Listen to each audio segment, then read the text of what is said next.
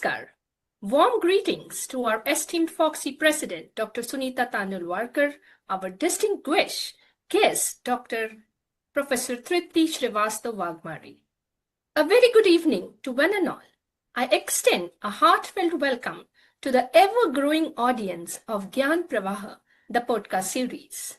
We are thrilled to have participants joining us from across India and around the globe.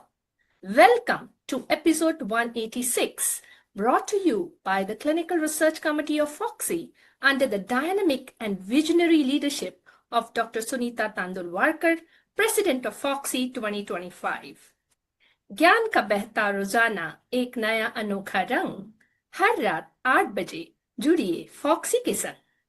I am Professor Dr. Surekha Taide, the Chairperson of Clinical Research Committee of Fogsi and your host for this evening. It is my distinct pleasure to welcome our guest speaker, Professor Tripti Srivastava, Executive Director, Academic Excellence, DMIHER, whose insights will enrich today's conversation. We are about to delve into a topic of tremendous relevance and impact, from chalkboard to changemakers, medical education reimagined. And of course, it is my great honor to welcome and introduce our very own President of Fogsi, Dr. Sunita Tandulwadkar, a visionary, a catalyst for change, and an unstoppable force in women's healthcare. Her leadership is not only shaping the future of Fogsi, but transforming it into a platform of empowerment, innovation, and excellence. She is the spark behind the surge, a trailblazer in every sense. She is not only a name in OBGY, she is a movement in motion. Known for a dynamic leadership, she transforms ideas into institutions and individuals into leaders.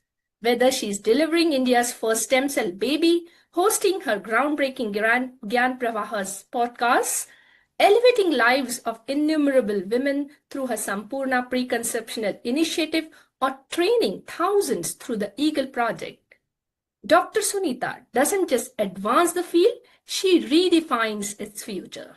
As a celebrated IVF specialist, master endoscopic surgeon, author, editor, visionary, she wears many crowns, but chooses instead to pass them on because for her, true leadership means igniting others to shine. I'm honored to have her as a mentor who holds your hands and leads you to success. Welcome, ma'am, and we are eager to listen to your message.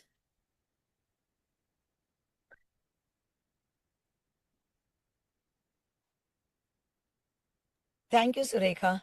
Thank you for your such a kind word. I don't know whether I deserve each and every of it, but very beautifully you crafted those words, and I think just pass on to Dr. Pooja Loda this introduction. When they give it in oration and all, you have compiled everything so beautifully. Surekha, Tripti, thank you so much for coming on a Foxy platform, and it's honor to have a personality like you. Surekha will always come out with brilliant faculty. She is my most dependable, hardworking, intelligent chairperson, and any work you give, you know, within no time the work will be done. You don't have to see. If you give her some responsibility to do, mainly the academic, the publications, everything, you have to just close your eyes. You have to understand that all is been done. So thankful, Surekha. The people like you is a need of a Foxy. You have a Foxy presidential candidature within you, Surekha. Thank you, ma'am. So just look forward to those days also, because Foxy also needs the personalities like you who are ready to work day in and out, who can lead the organization, who understands many projects, and who will carry out these projects very well. So, Tripti ji, we have a 30 chairperson, and on 30 days, these 30 chairpersons have been given this responsibility. In our Foxy, the ladder is you enter in a Foxy committee by becoming a chairperson, work for it for 3 years, then become a vice president, and then you become a president. So these 30 committee chairpersons of ours are leaders of tomorrow. And they show it. You can, pulse the shine within these chairperson, and who have a capacity to grow to the highest position. So Surekha, never underestimate you, and think forward, looking forward, select your year and start working towards it. Thank you so much for having me. And Triptiji, our podcast pattern is both are only the figure who will be watched by everyone, and I will join the viewers link to listen to both of you. Thank you. madam. Thank you so much for always guiding, Thank you. for always being there, for always supporting, and being the one who inspires. We look at you and we will follow your steps. Whatever say, whatever you do, we are there, madam, always to follow you. Thank you so very much. And of course, it is my privilege to introduce Professor Tripti Shrivastava Wagmare, who is a highly respected academic leader, educator, and quality assurance expert in the field of health science education. She currently serves as the Executive Director of Academic Excellence, which is Quality Assurance, and Director of the Internal Quality Assurance Cell at the Datta Meghe Institute of Higher Education and Research, Wardha.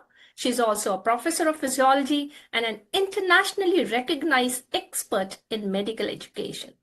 She is the convener of the NMC Nodal Center for National Faculty Development and the member of the Faculty Development Committee of Association of Medical Education in Europe since 2018.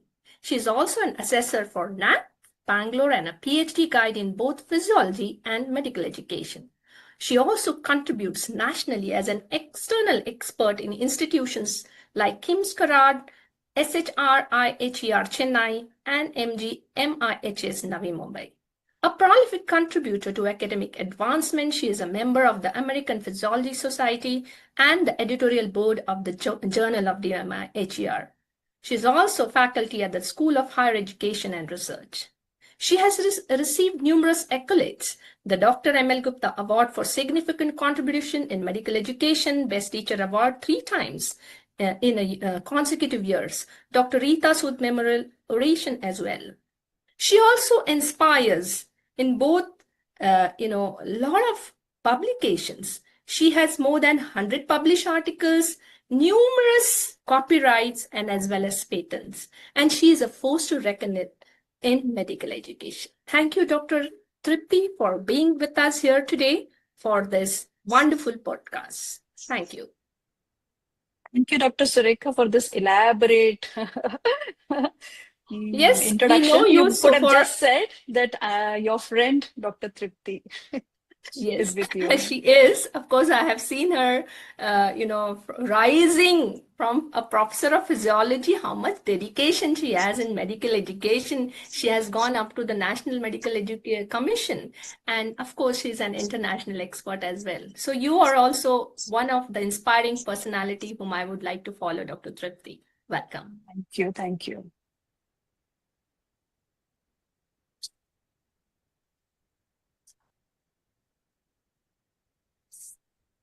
I think ma'am is mute.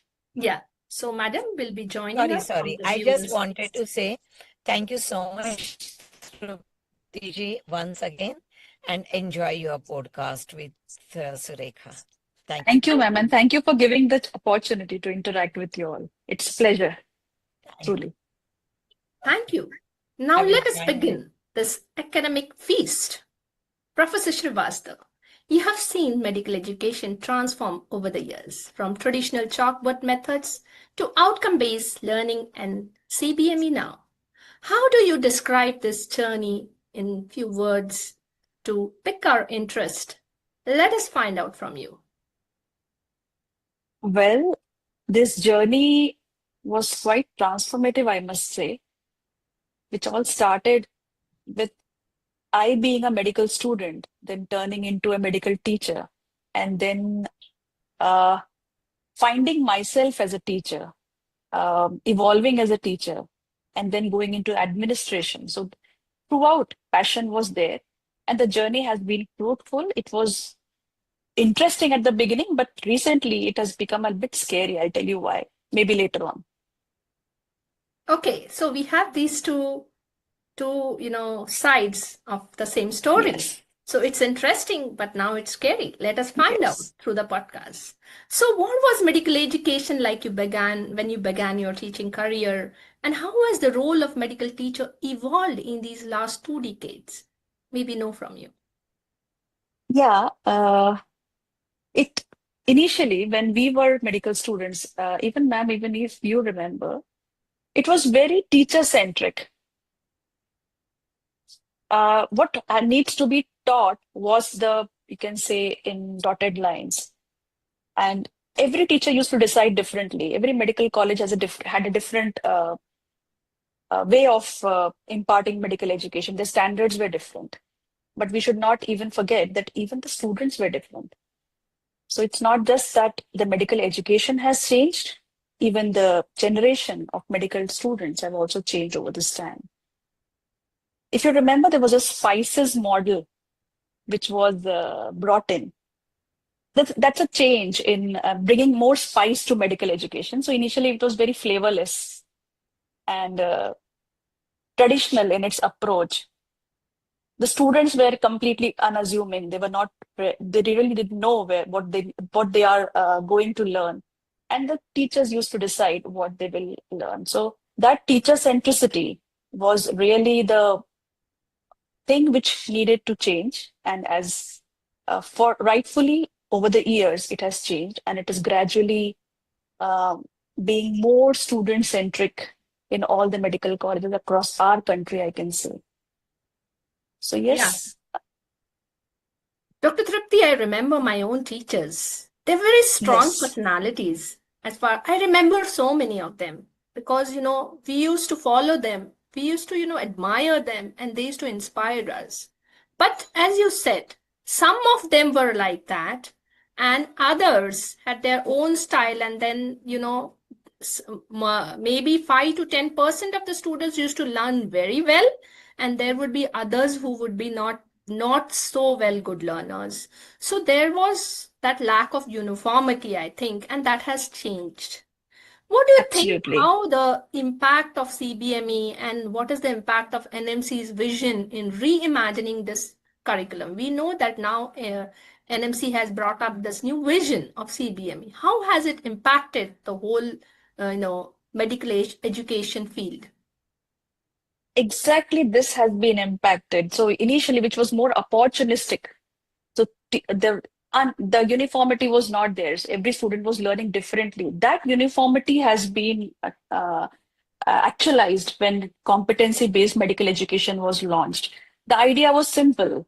The shift from what needs to be taught to what needs to be learned, what needs to be imbibed. And exactly that is what the competencies are talking about. So it's a change in behavior. So what behavior changes we expect from an Indian medical graduate is something which the CBME talks about. Of course, NMC, the major change, the major reason why CBME was brought was more glaring, that the Indian medical school should be recognized in the WFME directory, the World Federation of Medical Education, so that our students become eligible for higher studies in countries like US, UK. Unless the CBME would have been launched in 2023, we would not have been entered in the WFME directory, which now, fortunately, we are there for next 10 years. So we need not worry about that. So that was a big leap at the level of National Medical Commission. But yes, CBME was more, it has helped us to bring that uniformity, the standards of an Indian medical graduate, the role which they are going to play, the 7 roles, which we call it the clinician, the professional, communicator, researcher, critical thinker, lifelong learner, these roles, yeah. And I think we are now transforming towards a skill-based education where we want to impart the skills and transform our medical graduates so that they are able to practice as a clinician, and of course the other role, the leadership role, the team Yes, roles, the researchers, all the roles have to come together. But What I find as a teacher, as a clinician, that we are now trying to imbibe those skills right from the first years, and then, of course, towards their apprenticeship. So many things have changed in the CBME, they are the clerkships and all, they have come in. So definitely the curriculum has now improved towards the better, and we think that maybe our graduates, when they come out as a MBBS graduate, they will be able to practice in a better way. That is what I think. Yeah, And practicing as a first contact physician, that was a major gap.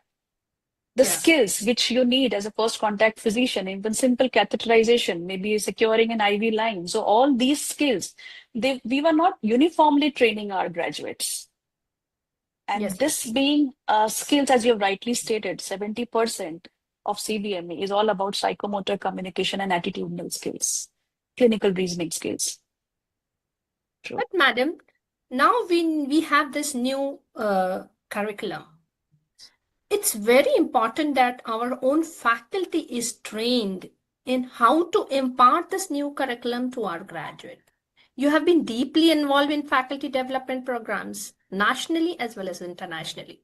How critical is a faculty development program for the success of this educational reform by NMC and other reforms as well? I would say, ma'am, it's the cornerstone. Faculty development is a cornerstone of any medical innovation which you try to bring about, any medical education innovation. Unless, say, we all faculties as such, we become faculty by just because we are in a part of a medical college. We are not trained to be teachers. We are never trained to how to teach medical students. And at the same time, we are generating future health professionals. So that's a very sensitive area we are dealing with. Even teaching is science.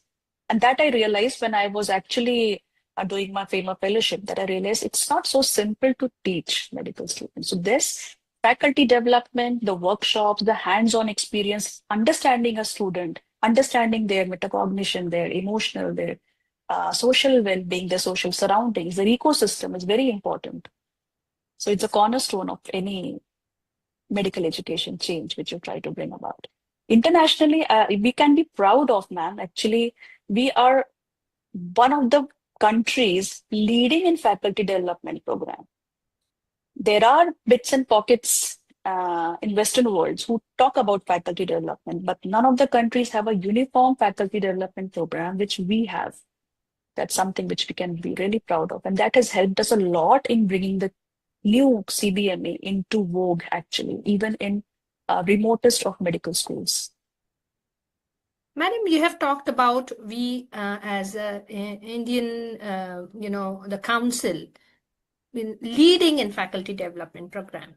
So could Yeah. you describe some major milestones, how India has progressed through this journey of faculty development, particularly with MCI and the NMC initiatives taken, and how, we have come through this major journey? Thankfully, our medical education leaders, they realized this quite long back, around 2006. And that faculty development program was launched after 3 years of churning in 2009. So after 2009, this was uniformly implemented as basic course in medical education. It has evolved tremendously, and now we have advanced course. You have been a student of the advanced course. One thing which has really impacted this faculty development is education research. So now the medical teachers they understand that teaching is not just doing a classroom teaching or in hospitals. You can also generate evidence out of it, and this is where we lack, is we don't have enough evidence in Indian context. Our evidences are all influenced by Western medical schools. So that has really helped. Now these evidences are really getting published. They are being adopted by different medical schools. So that's a big impact, I would say. The second impact is teacher eligibility qualifications. Now NMC has recognized that every faculty should undergo this faculty development program to be eligible for promotions. That's another major landmark decision which was taken. So that tells us how important it is that we understand the science, we learn the science of teaching. Yeah, definitely. Yeah. Every college has now the basic course in medical education, which uh, is an eligibility to become a teacher. And those who are more interested can go for the advanced course. They can go for the MPhil, the PhDs, and the MEd in medical education. Of course, the FAMER fellowship is there, which is another very, very interesting, sort of, comes to you and molds you. So Yes. I've also gone through the FAMER Fellowship in 2013, and I know that you have been a FAMER Fellow as well as an AMEE Associate Fellow as well. How has all this shaped your approach to faculty development? And how has it impacted your whole career as a medical educationist? I'll answer the second question first. So, how it has impacted my career? I mean, tremendously, because I was a physiology teacher to begin with. I did my FAMA. It was sheer out of passion for teaching. And when I was doing my FAMA, I also did my master's in health professions education. So that was a parallel course which I was doing. During that time, my passion turned into I would say, I became too involved emotionally in medical teaching, and I took up PhD in medical education. Post PhD, I also somehow drifted towards quality assurance in medical education. And these two parallel aspects, the medical education and quality in medical education, led me to become, first of all, the convener of Nodal Center of National Faculty Development, under which we have 68 medical colleges, which are trained under us. This is recognized by the National Medical Commission. Later, I became the director of the Internal Quality Assurance Cell, and finally, the executive director looking after both these areas together, so medical education as well as quality assurance. So this is how it progressed. And during this journey, there were a lot of innovations which I brought in. There are a lot of recognitions to the institute. The latest being the NAC accreditation, NAC A++ with 3.78 CGPA being highest in the country in all health sciences university. And that was sheerly because of the kind of academic delivery, the kind academic transactions which we are doing. So our best practices, our distinctiveness stood out too. So that was a major, we can say, the journey of my professional journey. It has helped me a lot. I forgot your first question, though. Your question was how has FAMER impacted you as well? We know the AMEE fellowship as well as FAMER. These things Yes, are a little different on the BCME or the advanced course. When we go through them, we yes, really change ourselves. yes, yes. So not So, only in medical education, our whole vision yes, towards life also changes. absolutely. So you are very right in saying so. When I joined FAMA, I was very raw as a teacher, and it changed my entire the way I look at medical education, the way I look at medical teaching, the way I look at my students, the way I look at it's not just students which are necessary to bring about learning, it's about the entire environment into which you are working. So the ecosystem, the student support mechanisms, all these, they matter a lot, making them engage, catering to their what you can say, their interests, that all matter. And at the same time, I also nerd networking, because as medical teachers, we generally work in isolation. So we don't learn from each other. I realized at that point of time that it's learning from each other, best practices of the institute really help you grow. So that transformed my vision completely. Because before that, it was more of a boring classroom teaching, going and then I learned how to use technology. I use how to judiciously integrate technology in all these areas of medical education. So uh, FEMA was a path-breaking fellowship for me. Uh, Associate fellowship in medical education was more of an honorary fellowship. So where I was not required to, undergo classes and training, but they give this honorary praise fellowship based on the immense contributions you have done in medical education. So there we were more at the level of, deciding about policies and churning various innovations which we can do together. So that was application of what I learned in FEMA. Yeah, definitely, ma'am. I do remember the FAMA interactions which you, the networking, I think, is the basic of FAMA fellowship. Apart from what you learn in the teaching, the physical, or the way you interact with other people, we globally, the global educators, that I think impacts your personality, your vision changes, your own Yes, dreams changes. I think that is how yes, FAMA impacts you. And definitely yes. you talked about those innovations, how you brought about those innovations in medical education. So we are very eager to know. You have so many innovations, so many copyrights, so many projects. So what you would describe as your best would our viewers you would like to know from you the innovations. Uh, so there are quite a few to, I'll just tell few which are very close to my heart. I started with one innovation, which was, if you know, there's a logic model which generally is used for evaluation of any program. I tried to introduce that logic model in physiological regulations of the body. So even physiological regulation, say for example, cardiovascular regulation, you can plan it through a logic model, how it works. So what is the input, what is the process, and what is the output? So that concept, that principle of logic model was something in education, in medical field was new, and two of my articles were published. That's something very close to my heart. Second was reverse OSCE. So we all know what is OSCE, that is objective structured clinical examination. It's a structured way of assessing skills, a very good formative assessment tool. So when I was doing this OSCE, generally what happens in OSCE is a student observes, there's a question written there in the station. The student has to read the station, understand the question, and perform the skill accordingly. There can be a standardized patient on that station. On their standardized patient, the student has to perform.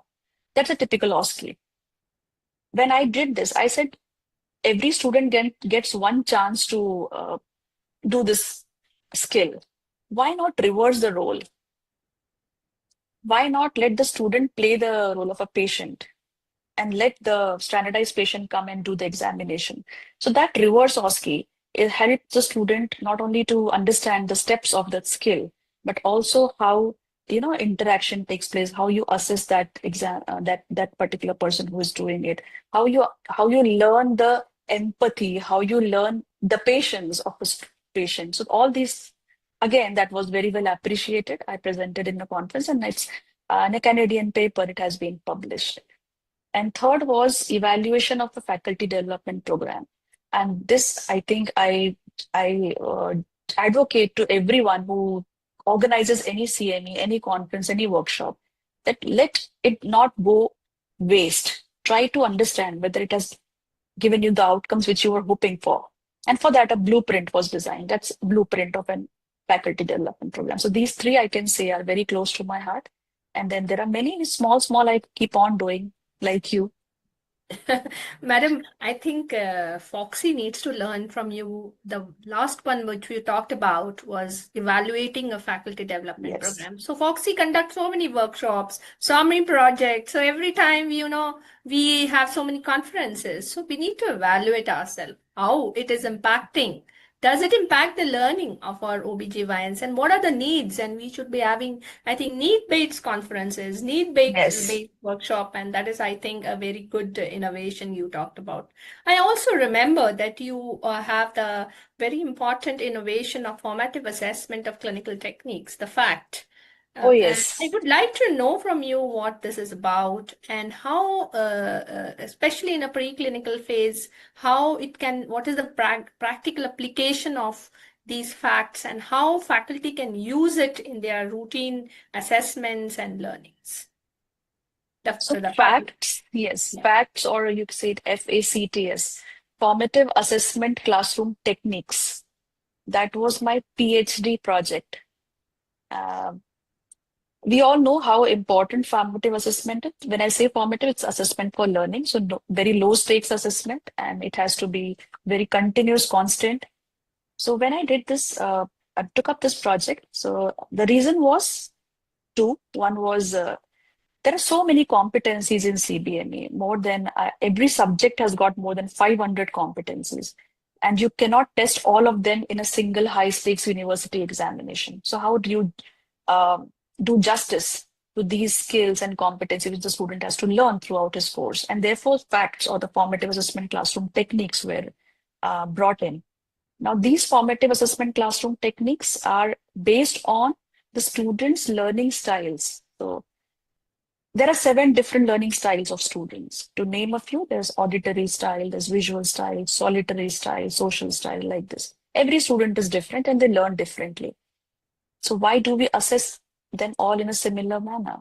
So we should also keep on changing our assessment tools to so that these learning styles are catered to. And therefore, facts, I can say 2, 3 of them, very simple ones, like they can be 1-minute paper, which was after every class. You just tell the students that just write down in 1 minute, which is the most important thing which you remember after this class. Then there is a directed paraphrasing, where you, after a class, you ask the student to describe in their own language, so that on their own vernacular language, what they've understood. That's paraphrasing. Then there's an exit ticket, where the students go, when they're going out of the class, just submit a ticket stating which area they want to, repeat, need remedial for that. And then there's a muddiest point, you must have heard of that. So these are small, small techniques, and they are all aligned to the learning styles. That was facts. You're mute. Absolutely wonderful. I love these, the 1-minute paper, the muddiest point. These are very beautiful, assessment techniques. So small things which can be readily used in our classes. So we should not, I am of the opinion that our class should never be boring. It has to be interesting. Even when you are going out of class, the students should think that, oh, please wait for 5-10 minutes more. Instead of wishing that the teacher goes away, the student should get the idea that maybe the class should run for more 15 minutes. So these are the innovations which even help us understand how we are teaching as a facilitator, as a mentor.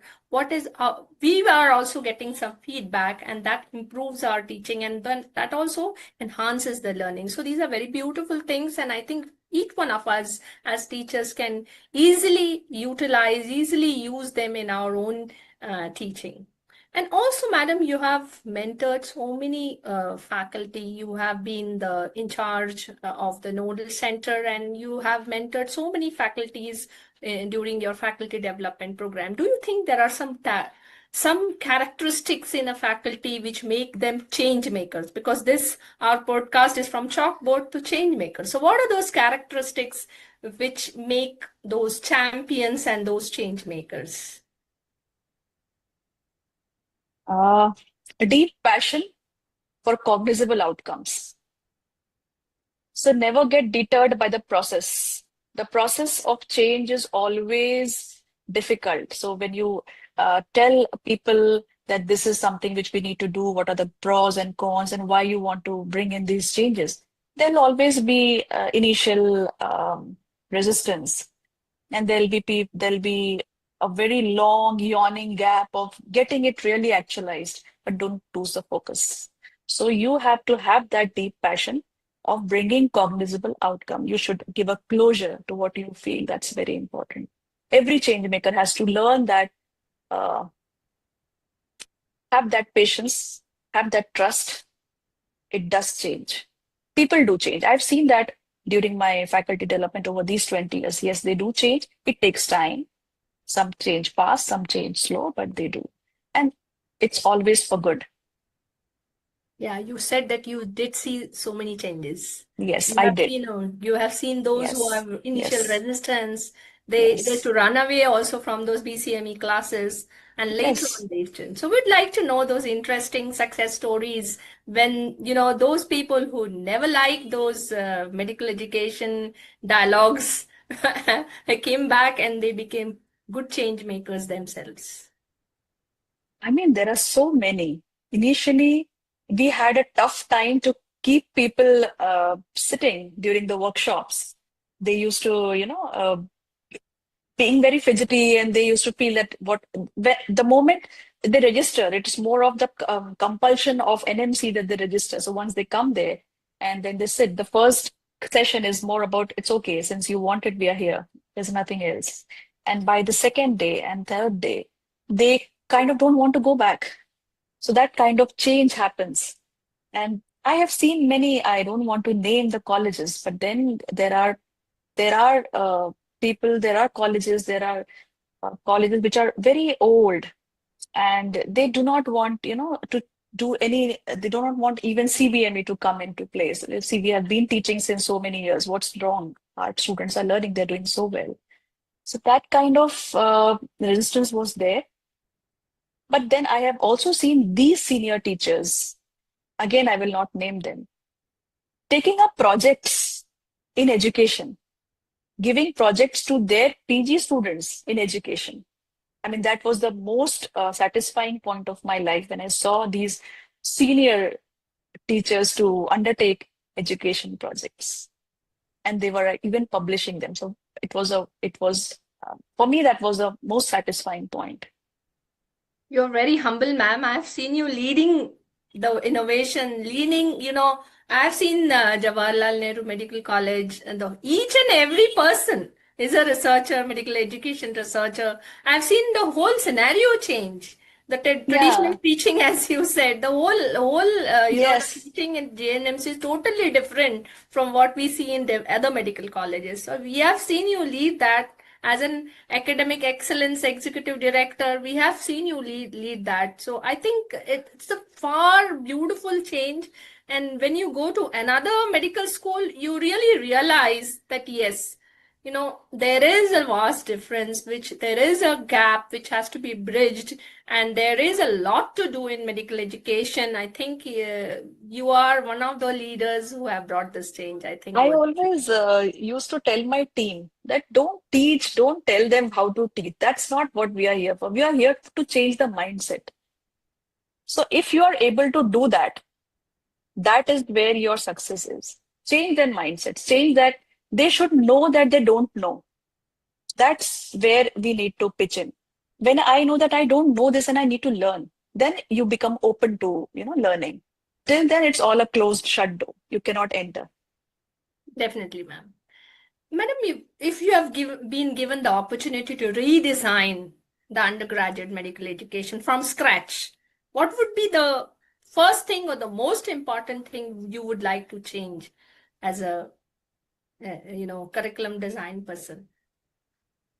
Okay, first tell me that NMC is not going to watch this because We don't know. I mean, we hope that everybody would watch, and we would gain a lot of because traction, maybe.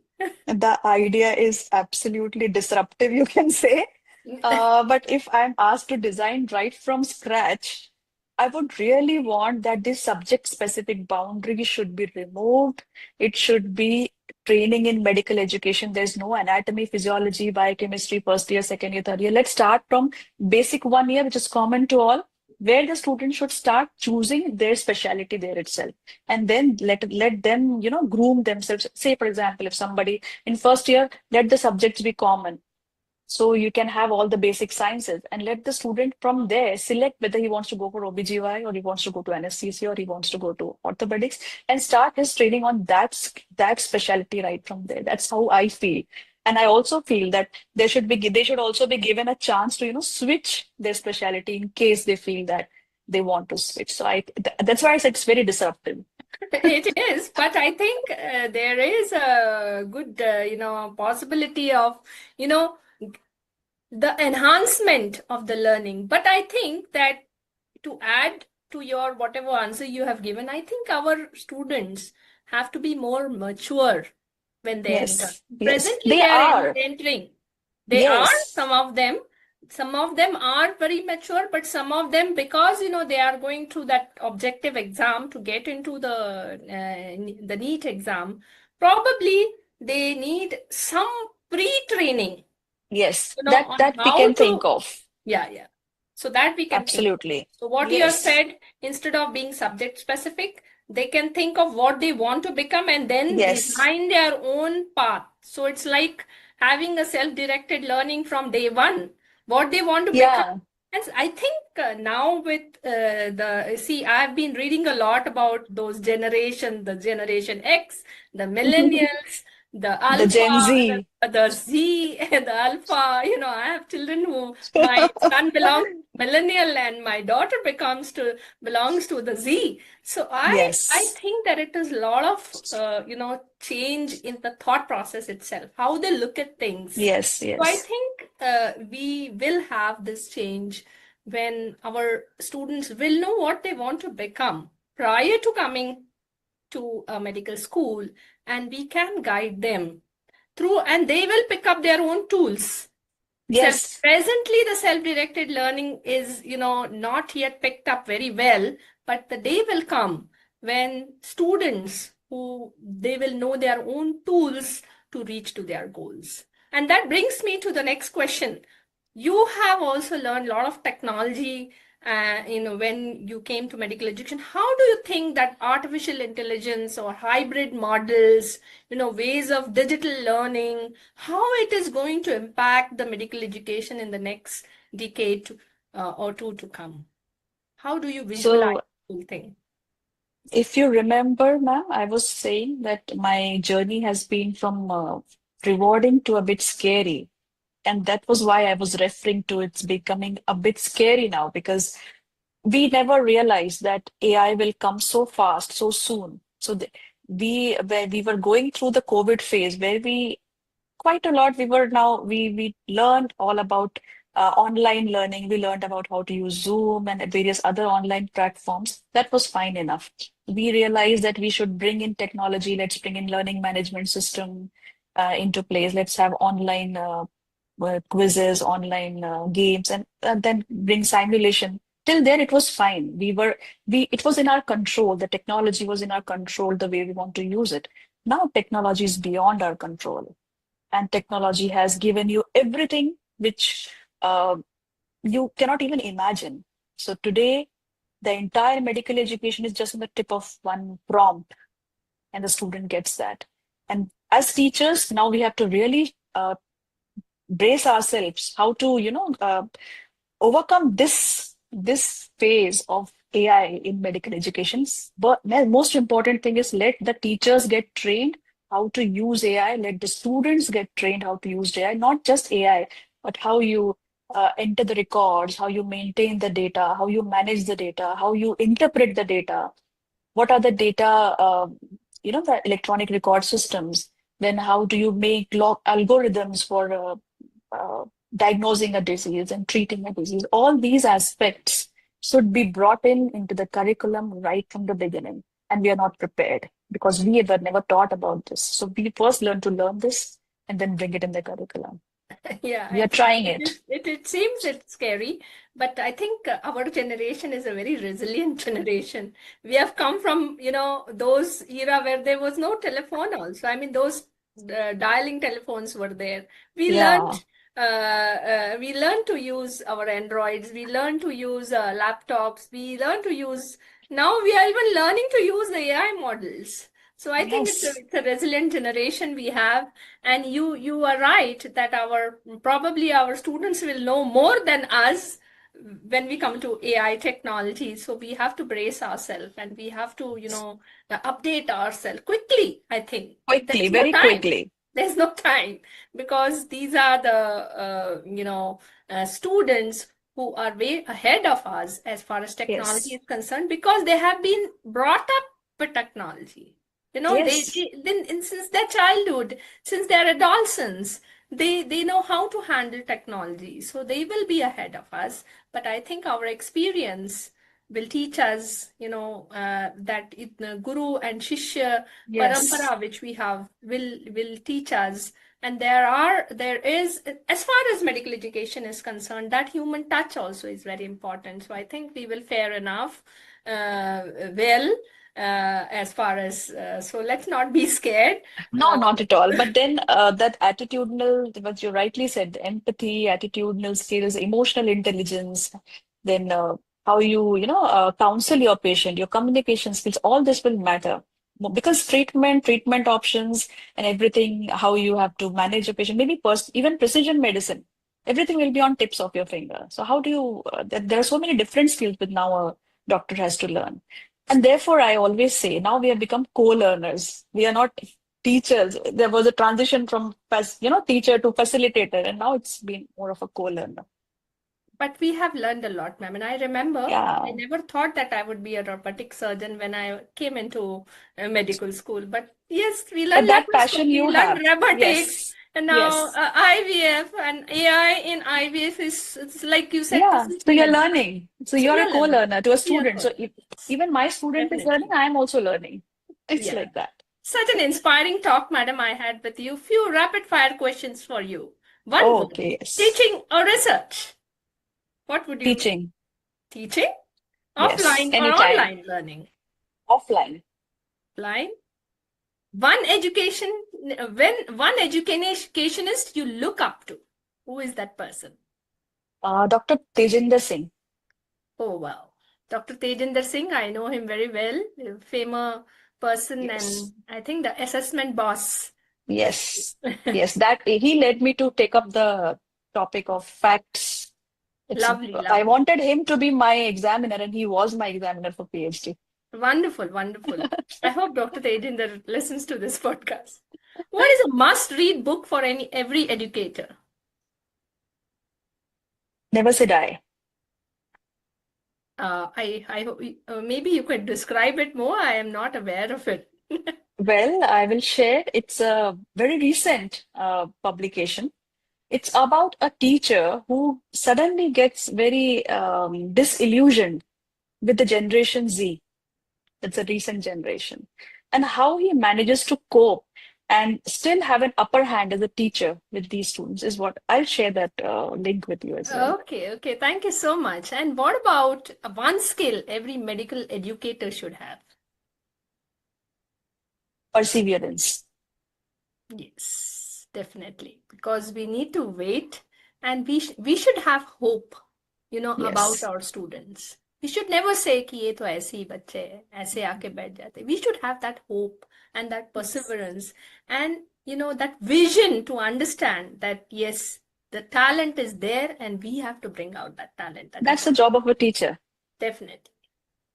We have come to the end of our podcast, madam. We would like you to give one message to our educators of tomorrow and our student as well from your side. Well, medical profession is very noble, and even nobler is crafting the medical professionals. So, medical teacher, that job is very noble. It's, I mean, I think the biggest of all professions, I would say, a medical teacher, and therefore take it seriously. Absolutely, absolutely. Such a wonderful message, ma'am. As we conclude this insightful episode of Gyan Pravah, I extend my heartfelt gratitude to you, Dr. Srivastav, for sharing your expertise and shedding light on the critical area of innovations in medical education. Your dedication to the field is truly inspiring. A special thanks to Dr. Sunita Tandulwadkar, President Fogsi 2025, whose visionary leadership has made this platform a reality, transforming discussions into action and fostering meaningful change in healthcare dynamics. To our audience, thank you for tuning in and being part of this journey. Your engagement and commitment to advancing maternal health and education drives us forward. Stay connected for more thought-provoking discussions in the upcoming episodes of Gyan Pravah. Until next time, let's continue to learn, share, and empower. Good evening and take care. I, Dr. Surekha Tairi, along with Dr. Srivastav, would like to sign off. Thank you. Thank you. Thank you so much for being